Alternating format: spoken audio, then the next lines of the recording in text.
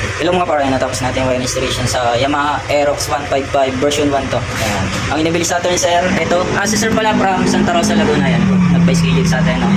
Tapos ang inabili sir sa atin, ito yung Sendo X1 GTS na 80 watts. Tapos PIE or dual horn setup to yan. Tapos nasa ilalim. Tapos inayos na rin natin yung double contact niya. No? Kasi pagka nagsisignal sa kabila, para siya nag-hazard. Tapos yan, dito natin, nilagyan na rin natin ang passing. Sample tayo. Ito yung switch natin. Ayun yung low white. Tapos side pure yellow. Pwede rin combination. Sabay na sa stock. Yan. Papansin nyo. Ito yung third mode nya. Tapos passing combination. Pagka naka-low meron. Tapos kahit naka-high meron. Tapos dual horn setup. Ito yung selector. Pagka walang ilaw, stock lang. Ito may with combo light to. No? Yan. Pagka sinelik mo, nakabiya ka na. No? Okay. Kaya sa mga gusto magpa-install, direct message lang po sa page o kaya sa FB account ko.